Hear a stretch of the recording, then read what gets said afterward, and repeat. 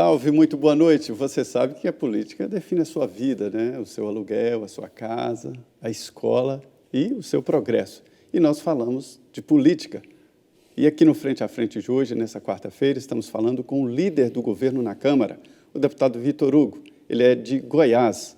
Primeiro mandato, mas já chegou aqui, marcando o seu território, um líder que quebrou ali os costumes antigos do Congresso Nacional, liderando a bancada nova do presidente Jair Bolsonaro.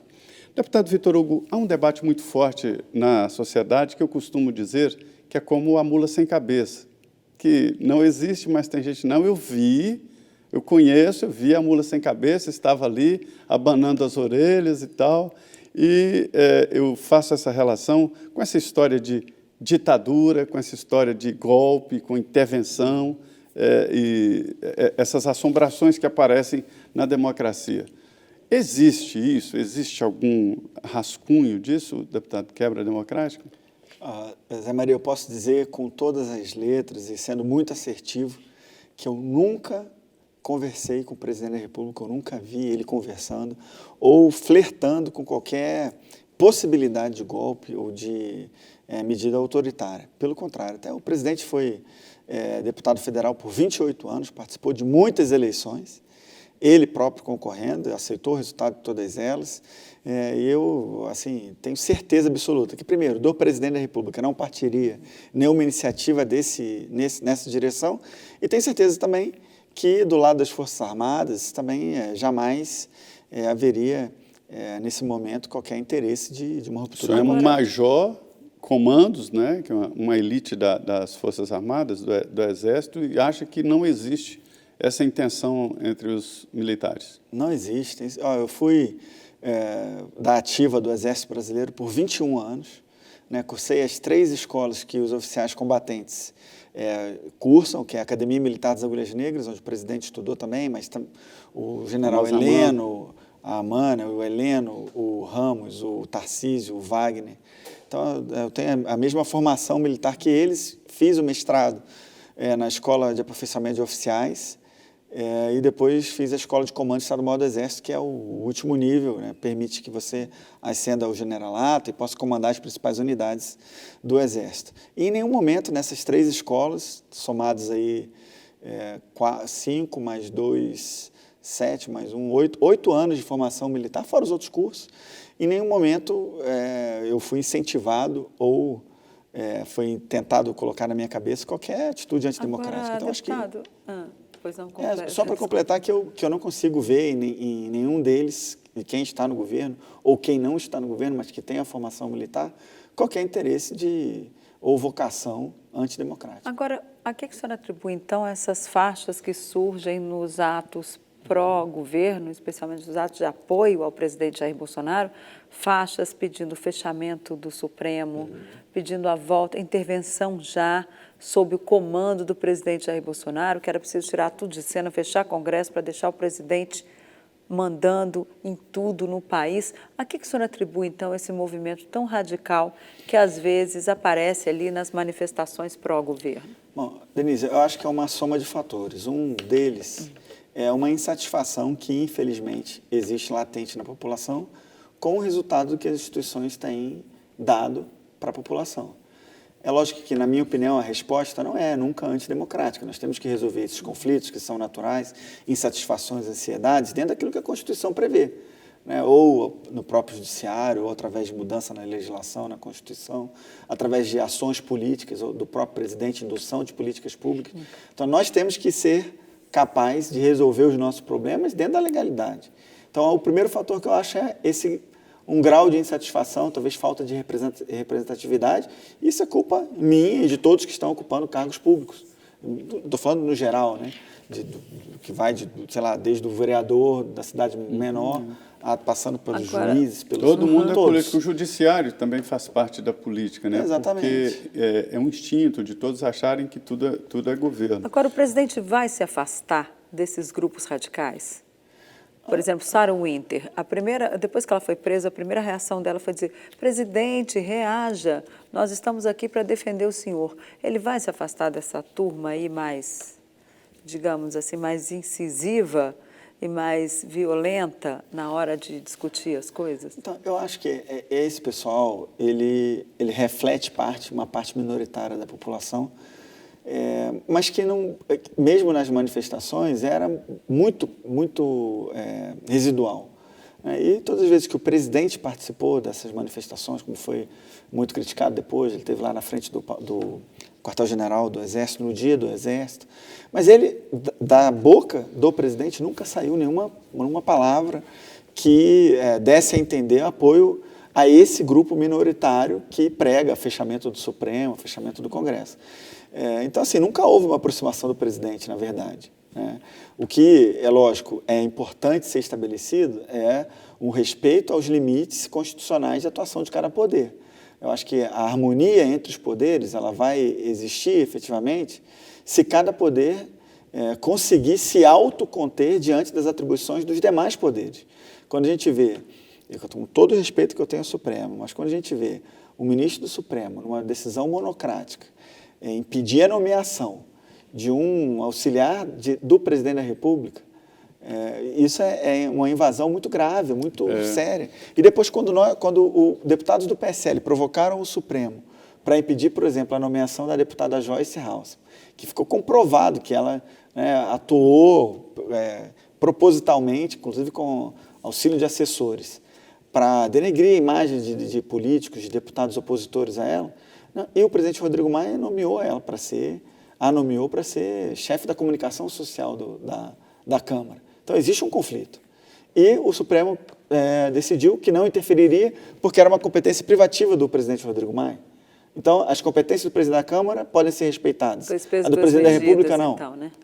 Pois é, outra situação é que há uma tentativa de carimbar de que o eleitor, o seguidor do presidente Jair Bolsonaro é a Sarah Winter, é esse tipo de proposta. Não é assim, não é nem a minoria, é um grupo que apoiou o presidente Jair Bolsonaro, mas não é a maioria. Agora, o presidente está devendo também uma posição mais firme, né, líder, sobre essa situação, dizer, olha, espera aí, isso não é o que eu quero, isso não é o que eu defendo. Zé, se você for ver, mesmo em privado, que foi durante aquela reunião do dia 22 de abril, que depois teve o vídeo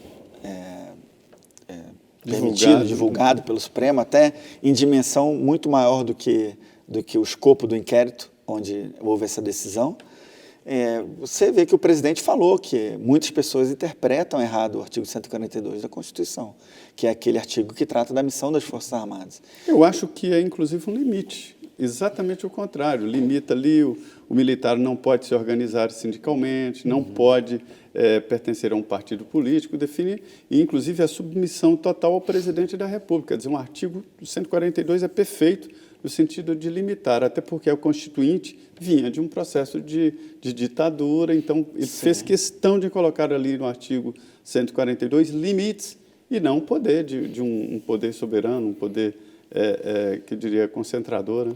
Então, e quando o presidente, naquela reunião privada, explicita isso, que ele acha que uma parte da população bem pequena que se identifica com esses movimentos antidemocráticos de fechamento de Supremo, fechamento do Congresso, que tem uma interpretação equivocada do artigo 142, quando ele fala isso, para mim já é algo eloquente, já é ele dizendo, eu não concordo.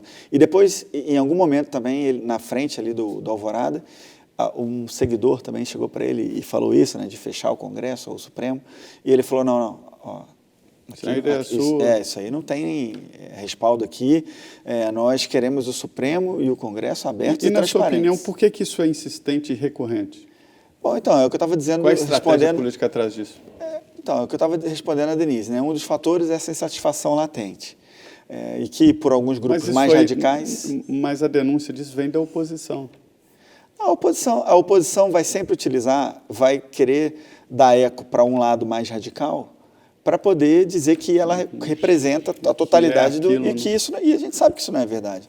Não é a totalidade daqueles que votaram no presidente e daqueles que apoiam, continuam apoiando, que vislumbram isso. É lógico, como eu disse, muitos de nós, e eu tenho também insatisfações com decisões do Supremo, mas a maneira que a gente tem de criticar né, fazendo o que a gente está fazendo aqui, eu critiquei algumas decisões, se insurgindo dentro do próprio judiciário, né, e fazendo ações políticas, discursos e debates, debatendo na imprensa, academicamente, fazendo mobilizações, mas sempre preservando as instituições, fazendo diferença entre o que são as instituições e os que são as pessoas que transitoriamente ocupam os cargos dessas instituições, e também o que é a instituição e as decisões que emanam dela.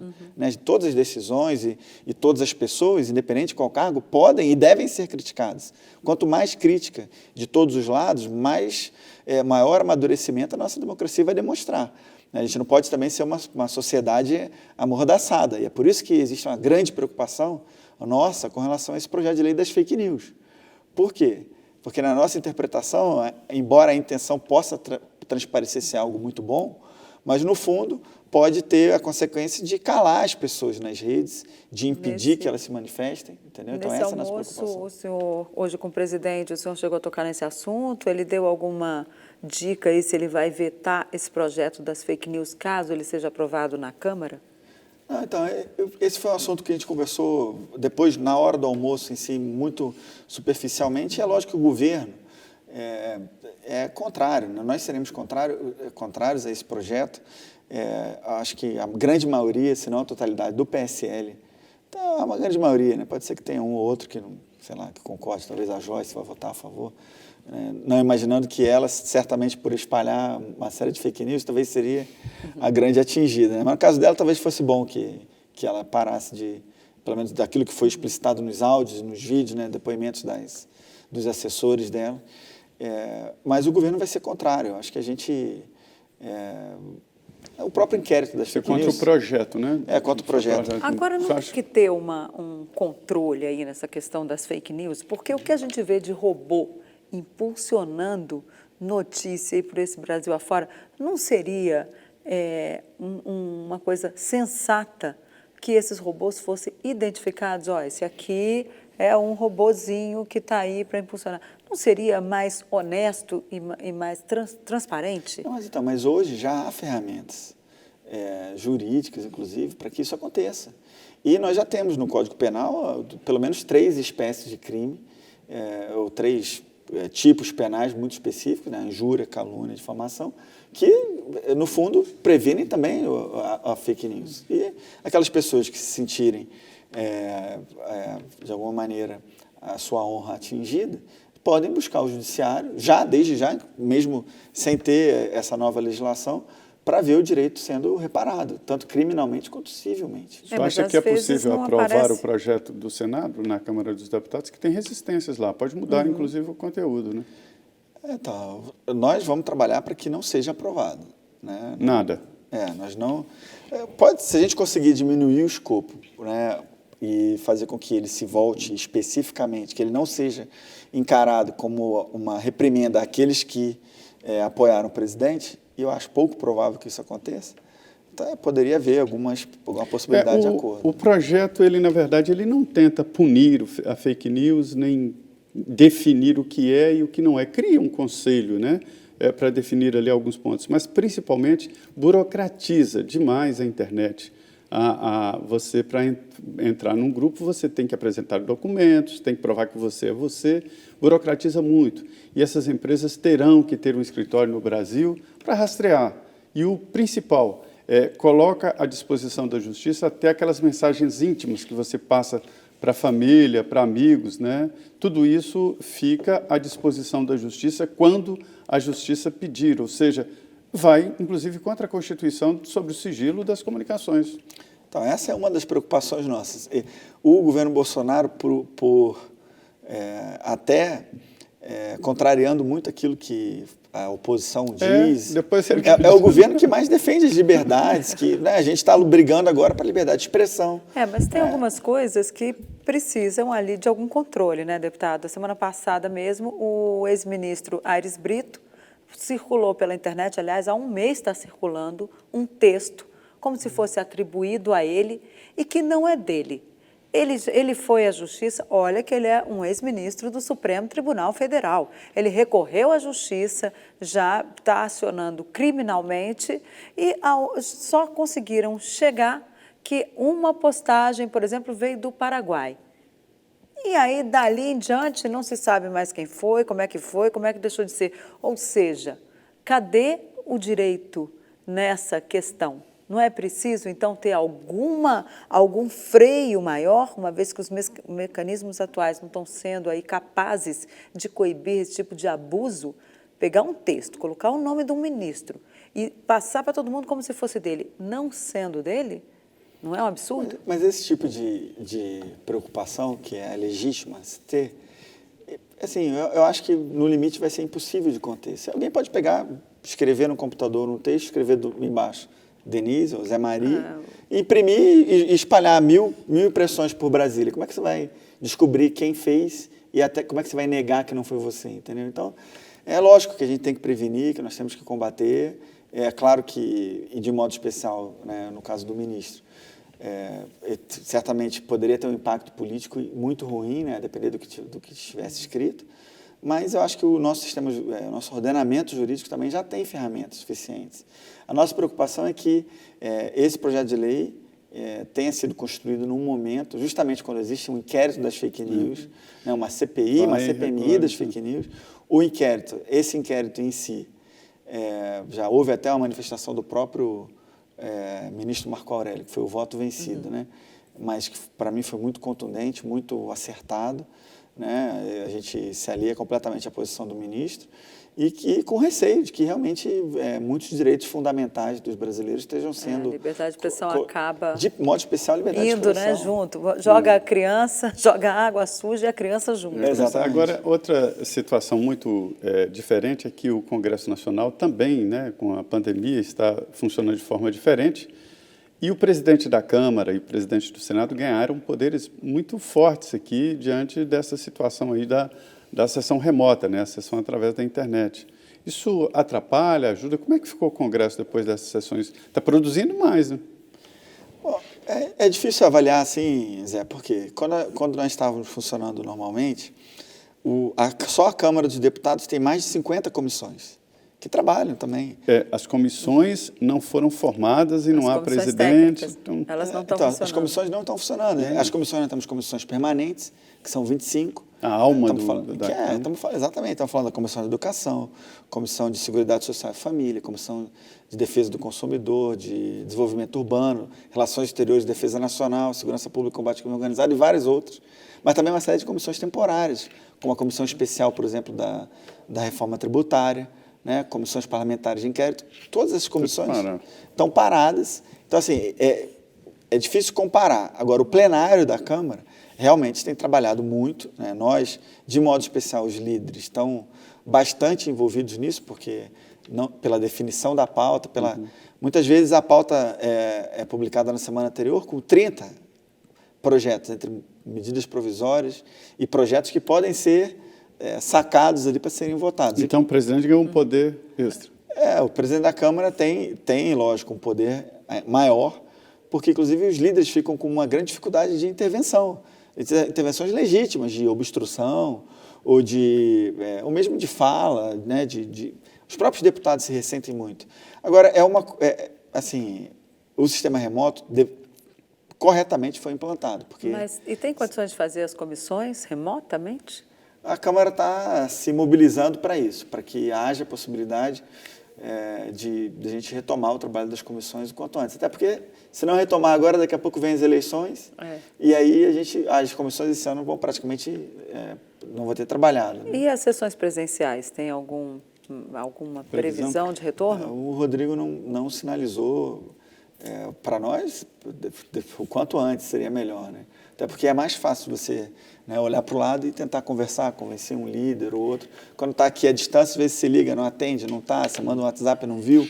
E aí já passou, já voltou e mas não tem prazo. Fica mais difícil, né? Não tem prazo. Não tem prazo, pelo menos não tem um prazo formal estabelecido. Fica mais difícil mesmo, né? Tomar uma sessão assim, a gente lembra ali quantas e quantas vezes um líder, como o senhor falou, puxa ali, olha, está ali no meio de uma discussão acalorada, puxa num canto, olha, vamos conversar aqui olho no olho, o diálogo é retomado, a sessão volta ali a uma normalidade, dá uma paradinha, vai todo mundo lá para a sala do presidente, senta, conversa e volta com tudo resolvido.